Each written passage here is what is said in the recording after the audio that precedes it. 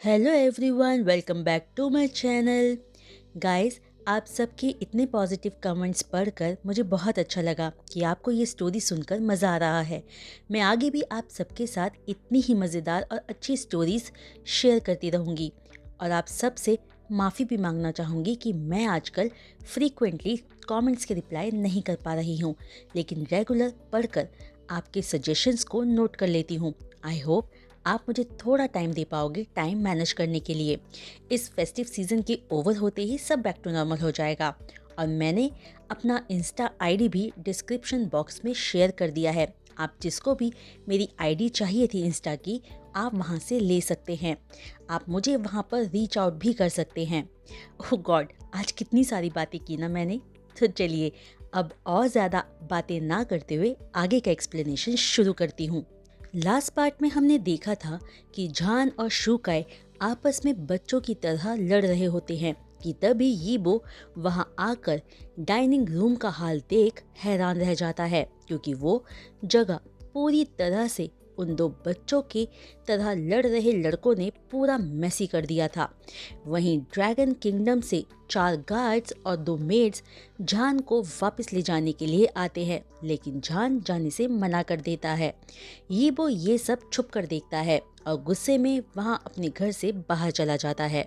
वांग यीबो बाहर आके खुद को संभालता है, क्योंकि अपने फोबिया की वजह से वो शाओजा को अप्रोच नहीं करना चाहता था।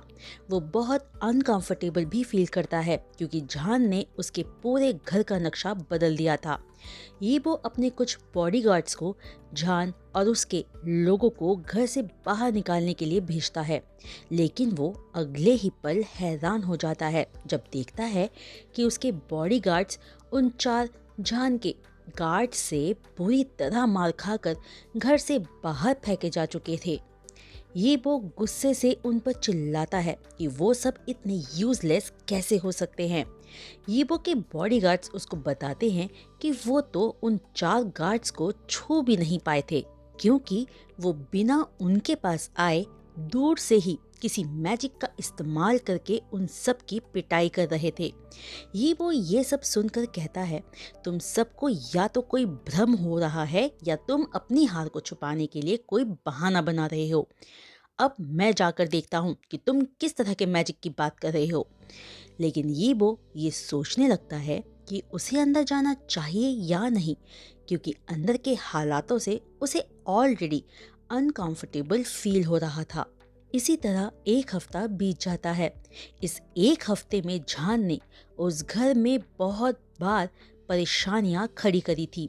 अब तक यीबो ने जितने भी एनिमल्स अपने रिसर्च के लिए वहां पाले हुए थे, वो सब झान द्वारा खाए जा चुके थे।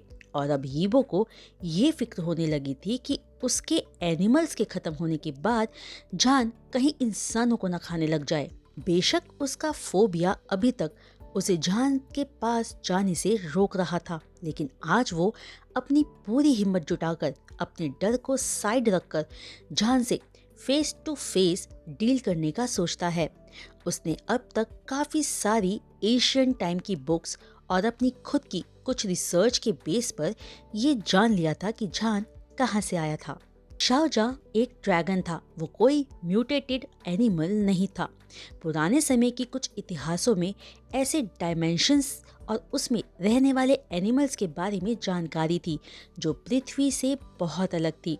उन ऐतिहासिक कहानियों में ऐसे जानवरों के बारे में भी लिखा था जिनमें खुद को ह्यूमन बॉडी में ट्रांसफॉर्म करने की ताकत थी।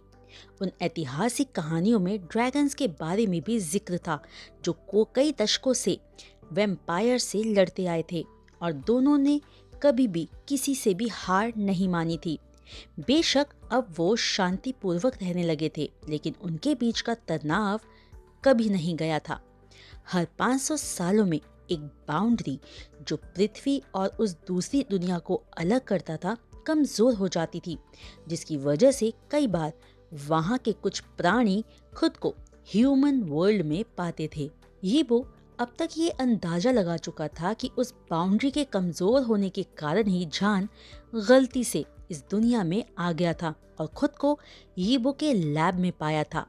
पर यीबो ने ये एक्सपेक्ट नहीं किया था कि जो ड्रैगन उसके सामने था वो इतना शरारती, बचकानी हरकतें करने वाला और इतना परेशान करने वाला हो सकता है। ये काफी नहीं था कि और 6 ड्रैगन्स वहां आ पहुंचे थे जो जान को लेकर बहुत ज्यादा प्रोटेक्टिव थे। वो जान के इंस्ट्रक्शंस पर उसके लिए कुछ भी कर सकते थे। ये सब कुछ बहुत सावधानी से उनकी नजरों में आए बिना ऑब्जर्व कर रहा था। यीबो को ऑलमोस्ट रोज अपने शरीर की गर्मी की वजह से नोज ब्लीड हो जाया करती थी और अपने अंदर कुछ रिएक्शन महसूस होते थे जब वो उस शेमलेस जान को देखा करता था। वो यीबो के रूम में बिना किसी संकोच और शर्म के नेकेड घूमता रहता था। यीबो, जिसने कभी किसी के लिए कोई रिएक्शन नहीं दिया था और ना ही कोई फीलिंग्स रखी थी, अचानक उस शेमलेस ड्रैगन की वजह से खुद में बदलाव महसूस करने लगा था। वो अपने इस वियर्ड फीलिंग्स के बारे में किसी को नहीं बताता और अपनी एम्बैरेसमेंट और गंदे विचार जो उसके मन में अब उस शेमलेस ड्रैगन के लिए आने लगे थे, अपने दिल में ही दबा कर रखने का सोचता है, क्योंकि वो जानता था कि ये सब गलत है। वो अपने मेंशन में हमेशा अकेला ही छुप कर आता था। उसने अपने पेरेंट्स को भी वहां आने से मना कर दिया था और खुद हर वीकेंड उनसे मिलने जाया करता था। लेकिन हैरानी की बात तो ये थी कि वो वहां ज्यादा देर नहीं रुकता था, क्योंकि उसको अब तक जान के बाथ लेने का टाइम पता चल चुका था। तो यीबो की बैड साइड यीबो को फोर्स करती थी अपने विला में वापस आने के लिए, ताकि वो छुपकर जान को नहाकर बाहर आता देख सके। यीबो ने तो कई बार खुद अपने इस बैड बिहेवियर के लिए खुद को डांटा भी था, लेकिन उस लिटिल ड्रैगन की बॉडी इतनी लुभावनी थी कि वो उसे देखने से खुद को रोक ही नहीं पाता था। वो सोचता था कि अगर उसे कभी मौका मिला तो वो जान की उस वाइट लवली बॉडी के साथ क्या करेगा। यीबो के थॉट्स अब तक पूरी तरह से करप्ट हो चुके थे, लेकिन इसमें यीबो का कोई दोष नहीं था। ये सब उस प्यारे से लिटिल ड्रैगन का फॉल्ट था। शाओजा आज मॉर्निंग में जल्दी उठ गया था और उसका मूड ठीक नहीं था, क्योंकि यीबो की खुशबू उसके कपड़ों और उसके बेड से बहुत हल्की पड़ चुकी थी। जान को नहीं पता था कि यीबो, जिसे वो बॉस के नाम से जानता था, आखिर कहाँ है और उसने इस प्रिंस को वहां उस घर में अकेला क्यों छोड़ दिया है। वो सोचता है कि वो अपनी मॉम से इस बॉस की शिकायत करेगा, क्योंकि बॉस ने उनके स्वीट, अडोरेबल और लवली प्रिंस को अकेला छोड़कर उसकी डिसरिस्पेक्ट की थी, ताकि उसकी मॉम बॉस को पनिश कर सके उनके बेटे को डिसरिस्पेक्ट करने के लिए। हाइनस, आपने आज ब्रेकफास्ट नहीं किया और आप उदास भी लग रहे हैं, क्या आप ठीक हैं? शाओजा की मेड पूछती है, जिसे सुनकर जान पाउट बनाते हुए टेबल पर जोर से अपना हाथ मारता है और अगले ही पल दर्द में अपनी 2 उंगलियां झटकने लगता है, जो अब लाल हो चुकी थी। पता नहीं ये बॉस कहाँ चला गया है। मैं चाहता हूँ कि वो वापस आ जाए। शाओजा बॉस को और उसकी स्मेल को बहुत मिस कर रहा है। अगर वो मुझे दिख जाए अभी तो मैं उसे अपने पास रख लूँगा और कभी अपनी नज़रों से दोबारा दूर नहीं जाने दूंगा। जान उदास होते हुए अपने पैरों को हग करते हुए कहता है। चारों गार्ड्स और दोनों मेड्स अपने लिटिल हाइनस के शब्दों से हैरान थे, क्योंकि वो नहीं जानते थे कि बॉस कौन है। तभी अचानक से जान एक बड़ी सी स्माइल के साथ अपने गार्ड्स की तरफ देखता है, जिसे देख सभी गार्ड्स घबराहट में अपना स्लाइवा स्वॉलो करते हैं, क्योंकि उनका लिटिल हाइनस एक ट्रबल मेकर था। जान अब तक इतनी सारी परेशानियां खड़ी कर चुका था कि परेशानियां खुद उसके सामने अपने घुटने टेक सकती थी। जल्दी जाओ और बॉस को मेरे पास फौरन लेके आओ। जान का ऑर्डर सुनते ही सारे गार्ड्स गिरने जैसे हो गए थे, क्योंकि वो नहीं जानते थे कि बॉस कौन है और इस अजीब सी बड़ी सी दुनिया में उसके प्रिंस एक ऐसे इंसान को ढूंढने के लिए कह रहा था जिसका उनका प्रिंस ठीक तरीके से डिस्क्रिप्शन भी नहीं दे पाएगा, वो ये सब जानते थे। हाइनस, क्या आप बॉस का थोड़ा सा डिस्क्रिप्शन हमें दे पाएंगे? उनमें से एक गार्ड ने पूछा, जिसकी वजह से जान अपना खाना छोड़कर अपने चिन पर अपना हाथ रख थोड़ी देर सोचने पर मजबूर हो गया। थोड़ी देर सोचने के बाद जान कहता है, बॉस तो बॉस है और वो तुम्हें मेरे खाने के साथ ही मिलेगा। जान के मुंह से ये डिस्क्रिप्शन सुनने के बाद चारों गार्ड्स फ्रीज खड़े थे, मानो किसी ने उनके चेहरे पर बर्फीला पानी बाल्टी भर मार दी हो। दोनों मेड्स भी एक सिंपैथी वाली लुक्स के साथ गार्ड्स की तरफ देखती है। ये किस तरह का डिस्क्रिप्शन था? एक छोटा बच्चा भी इतना कंफ्यूजिंग डिस्क्रिप्शन नहीं दे सकता था। वो कैसे इस डिस्क्रिप्शन के साथ हाइनस के बॉस को उनके खाने के साथ ढूंढ सकते थे? वो गार्ड्स सोच ही रहे थे कि कहाँ से शुरू करें कि तभी डोरबेल बजती है। जब एक मेड दरवाज़ा खोलती है तो वो हैरान रह जाती है। ये वाकई में लिटिल हाइनस के बड़े भाई थे। योर हाइनस, आपका स्वागत है। लिटिल प्रिंस अपना नाश्ता कर रहे हैं। मेड रिस्पेक्टफुली बो करते हुए कहती है, जिस पर शाओ यांग हाँ में सिर हिलाकर अंदर आ जाता है। शाओ यांग बहुत कम बात किया करता था और जब भी करता था तो ज्यादातर वो सवाल ही होते थे जिनका सामने वाले को जवाब देना होता था। किस तरह का खाना? अभी भी raw meat?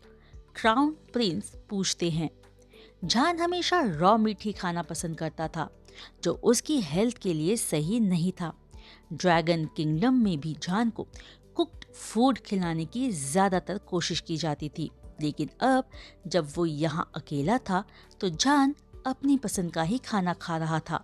Made crown Prince का सवाल सुन थोड़ी देर चुप रहकर फौरन अपनी गलती मानते हुए घुटनों के सहारे बैठकर माफी मांगती है, जिसे शाओ यांग नजरअंदाज करके डाइनिंग रूम की तरफ चला जाता है, क्योंकि वो अपने छोटे भाई को बहुत अच्छे से जानता और उसकी हरकतों को पहचानता था। जान अपने बड़े भाई को आते देख फौरन रॉ मीट की भरी प्लेट साइड में खिसकाकर कुक्ड फूड की प्लेट अपने आगे कर लेता है। बड़े भाई, आप देखो, मैं बहुत अच्छे से खा रहा हूँ, अच्छे से बिहेव कर रहा हूँ और मैंने कोई परेशानी खड़ी नहीं की। शाहजहाँ बड़े प्यार से अपना फेस अपने भाई के कंधे पर रब करते हुए कहता है, जो वहाँ आकर जान के पास बैठ गया था। जान के इस अडोरेबल बिहेवियर को देखकर जैसा एक्सपेक्टेड था, शाओ यांग जो बस जान को लेक्चर देने ही वाला था, उसके बेबी जैसे बिहेव को देखकर सब भूल जाता है और जान को नाश्ता कराने लगता है। वोंग यीबो भी बस तभी वहां पहुंचता है, अपने घर का कोड एंटर कर। जैसे ही वो एक गहरी सांस भरकर अंदर आकर डाइनिंग रूम की तरफ जाता है, जहां से उसे बातें करने की आवाजें आ रही थी, सबको किसी अनजान इंसान के वहां होने का एहसास होता है। मैं हैरान हूँ कि कैसे एक इंसान हमारे बैरियर को बिना किसी प्रॉब्लम के पार कर सकता है। शाओ यांग हैरानी से गार्ड्स की तरफ देखते हुए पूछता है। गार्ड्स भी कंफ्यूज लुक के साथ अपना अपना सिर हिलाते हुए, क्योंकि वो भी सभी ये महसूस कर पा रहे थे कि जो इंसान डाइनिंग रूम की तरफ आ रहा है वो इस ह्यूमन वर्ल्ड से ही है और वो उसके लिए कुछ भी अलग महसूस नहीं कर पा रहे थे।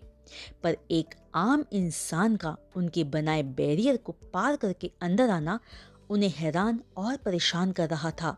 वोंग यीबो जैसे ही डाइनिंग रूम के अंदर आता है, जान यीबो की खुशबू दोबारा पाकर अपने भाई के हाथों से खुद को छुड़ाने की कोशिश करता है, क्योंकि वो इस खुशबू को बहुत मिस कर रहा था और बॉस खुद चलकर उसके पास आया था।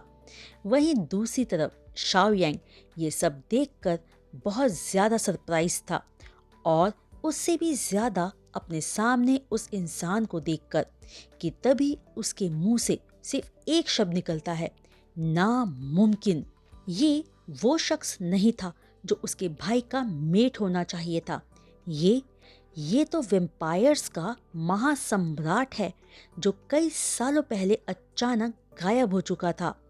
शाओ यांग सोचने लगता है, ये एक इंसान कैसे हो सकता है और उसके भाई का मेट भी।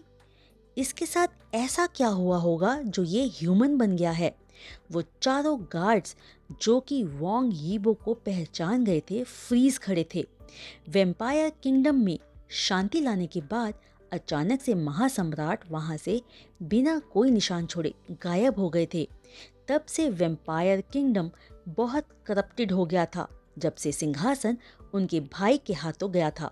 वो कई जन्मों से शाओजहा के मेट थे, लेकिन उन सभी लाइव्स में जान की लाइफ का अंत अच्छा नहीं हुआ था। शाओ यांग आगे सोचता है, फिर क्यों इस बार उन्हें बिल्कुल वैसे ही इशारे मिले हैं जब उनका लिटिल प्रिंस इस ह्यूमन वर्ल्ड में लाया गया।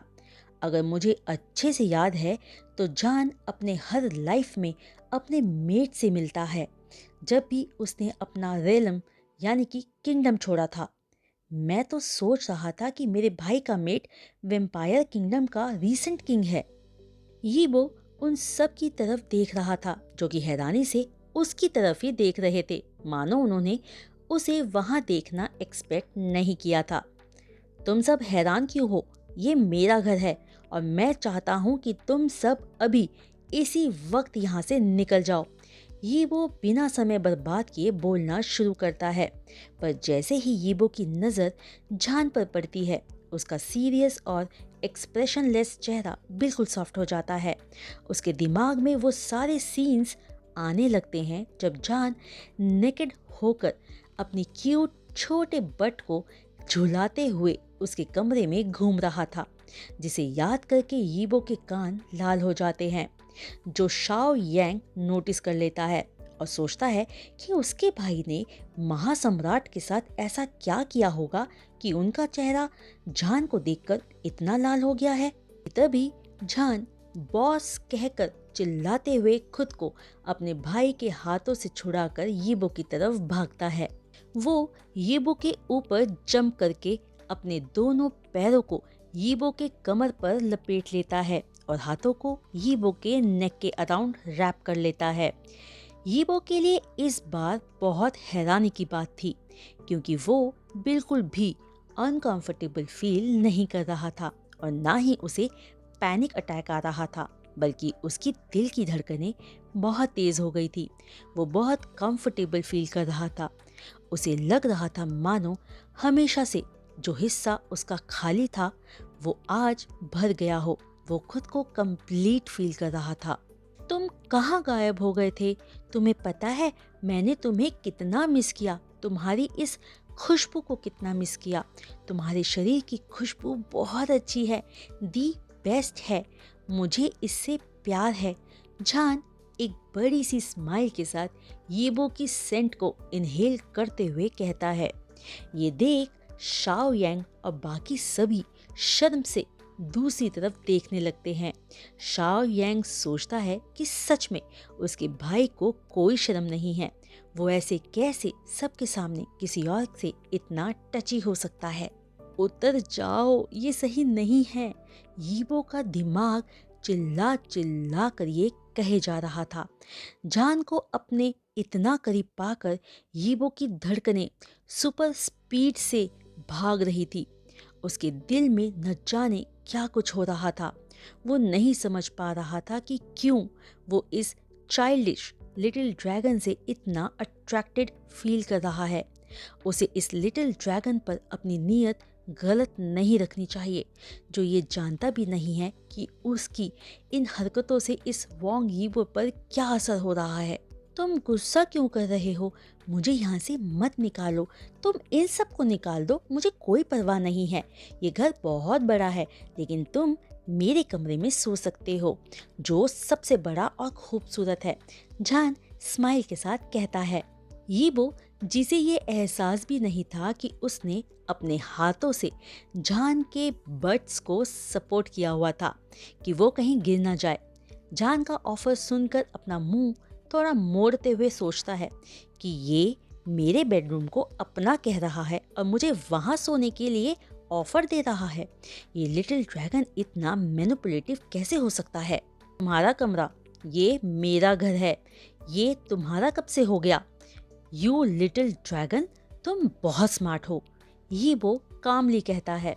ये सुनते ही जान पाउट बनाते हुए अपने भाई की तरफ मदद के लिए देखता है, पर उसने ये एक्सपेक्ट नहीं किया था कि उसका भाई उसे इग्नोर करके दूसरी तरफ देखने लग जाएगा। जान ने यीबो से सवाल की उम्मीद नहीं की थी, क्योंकि वो तो प्रिंस है ना। जब प्रिंस उस घर में रह रहा है तो नेचुरली अब सब उसका है। यीबो को तो फौरन बिना किसी सवाल के उसके ऑफर को मान लेना चाहिए था। उसके ऊपर से जब वो अपने भाई को इस सिचुएशन में उसे इग्नोर करते हुए देखता है, फौरन रोने लगता है और कहता है बड़ा भाई लिटिल शाहजहाँ को अब प्यार नहीं करता, अब वो लिटिल शाहजहाँ की कोई परवाह नहीं करता। रोते हुए जान यीबो को और कस के गले लगा लेता है। ये देख शाओयांग अपनी जगह से उठकर यीबो की तरफ आता है, जिसने अभी भी रोते हुए जान को थामा हुआ था। यीबो ने इस लिटिल ड्रैगन को एक क्राई बेबी की तरह एक्सपेक्ट नहीं किया था। शाओयांग अपने भाई को मनाते हुए कहता है, किसने कहा कि मैं अपने छोटे भाई से प्यार नहीं करता? तुम मेरे इकलौते छोटे भाई हो जिसे मैं बहुत प्यार करता हूँ। ये सुनते ही जान फौरन मुस्कुराने लगता है। यीबो ये देख सोचता है कि ये लिटिल ड्रैगन स्टूपिड है या बहुत इनोसेंट, इतनी जल्दी भला कौन मान जाता है। शाओयांग फिर यीबो को देखते हुए कहता है, सर, आपके घर में बिना आपकी परमिशन के इस तरह घुसने के लिए मैं माफ़ी मांगता हूँ। मैं अपने छोटे भाई के यहाँ रहने के लिए आपको पे कर दूंगा, आप बस प्राइस बताइए, मैं वो दे दूंगा। शाओयांग ने यीबो को उस तरह से एड्रेस नहीं किया था जिस तरह से उसे एक्चुअली महासम्राट को एड्रेस करना चाहिए था, क्योंकि वो साफ देख पा रहा था कि यीबो को उसकी असलियत के बारे में कुछ भी याद नहीं था कि वो कौन है, और वो यीबो की पावर्स भी फील नहीं कर पा रहा था। वो सोचता है कि इस बारे में वो अपने पेरेंट्स से बात करेगा, उन्हें ज़रूर इस बारे में कुछ पता होगा। वो जानते होंगे कि वैम्पायर किंगडम में क्या चल रहा है, क्यों महासम्राट के छोटे भाई इस समय शासन कर रहे हैं, जबकि महासम्राट बिना याददाश्त के ह्यूमन रेलम में रह रहे हैं। ये बहुत अजीब बात थी। तभी यीबो की आवाज़ शाओयांग को उसकी सोच से बाहर लाती है। कोई बात नहीं, आपको कुछ पे करने की ज़रूरत नहीं है, यीबो एक स्माइल के साथ कहता है। उसका एक हाथ जान की पीठ को थपथपा रहा था, जिससे जान को बहुत अच्छा महसूस होता है और वो खुद को रिलैक्स्ड फील करता है। छोटे भाई, घर चलो, मॉम तुम्हें बहुत याद कर रहे हैं। शाओयांग की ये सुनते ही जान फौरन ना में सिर हिलाते हुए कहता है, मैं नहीं जाऊंगा, मैं बॉस के साथ रहूंगा, मैं इन्हें पसंद करता नहीं, मैं इन्हें प्यार करता हूँ, आप जाओ भाई। जान कैसे जा सकता है यहाँ से?